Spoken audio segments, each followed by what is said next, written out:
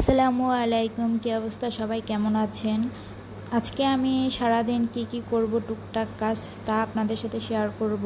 কখনো বড় ভিডিও করার সময় হয়ে ওঠে না, তাই ভাবলাম আজকে বড় একটা ভিডিও করি। আমাদের ঘরে টাইলসের কাজ করানো হবে। যেহেতু টাইলসের কাজ করানো হবে তাই আগেই টাইলসগুলো চয়েস করে অর্ডার করে আসতে হবে। আমি আর আমার ছোট বোন রেডি হয়ে বের হয়ে গিয়েছি, আর আব্বু মাদারীপুরেই ছিল।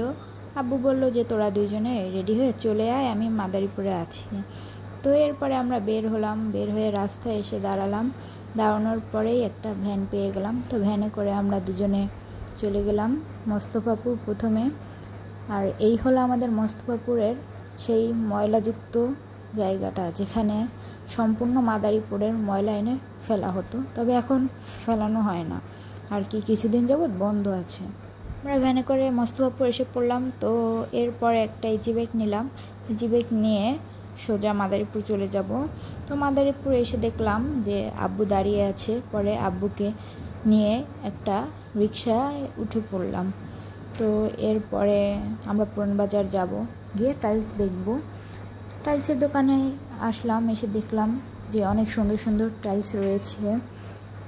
তো আমাদের চয়েস করতে একটু হিমশিম খেয়ে যাচ্ছি, এতগুলো টাইলস কোনটা রেখে কোনটা দেখব। তো এরপরে আমরা দেখতেছিলাম 4-5টা দোকান ঘুরে ঘুরে দেখলাম। তো সব দোকানেই প্রায় অনেক টাইলস ভালো লাগতেছিল, সবগুলোই প্রায়। তো এর মধ্যে থেকে আমরা আমাদের পছন্দ মতো কিছু কিছু টাইলস চয়েস করলাম আমাদের রুমের জন্য। তারপরে আমরা বসে পড়লাম আর কি টাইলসের দাম কেমন হবে কি ওইগুলো হিসাব করতে। তো আব্বু ওইগুলো হিসাব করলো, হিসাব করে আর কি দোকানদারের কাছে টাকা দিয়ে আসলো আর বলে দিল টাইলসগুলো পাঠিয়ে দিতে ইজি বাইক ভাড়া করে। আমরা আগেই চলে আসলাম। আমরা একটা ইজি বাইক দাঁড়া করিয়ে এক ইজি বাইকেই সোজা তাঁতিবাড়ি চলে আসলাম। তাঁতিবাড়ি এসে নেমে আব্বু বলল তরমুজ নিবি? তো নীলা বললো যে নাও। এরপর একটা তরমুজ নিলাম। তো আমি ফ্রেশ হতে গিয়েছিলাম, এসে দেখি নীলা তরমুজ অলরেডি কেটে ফেলেছে। তার আবার খুব তাড়াহুড়া সব বিষয়ে। তো এরপরে আমি একটু খেলাম, খেয়ে দেখলাম যে ভালোই মিষ্টি আর ভিতরে অনেক লাল ছিল তরমুজটা। এরপরে সন্ধ্যার দিকে ইজি বাইকে করে টাইলসগুলো পাঠানো হয়েছে। দেন আমি তারপর সব টাইলসগুলো আর কি চেক করে দেখতেছিলাম যে আমরা যা চয়েস করে এসেছি সবগুলো ঠিক আছে কি না। তো দেখলাম সব ঠিকঠাকই আছে।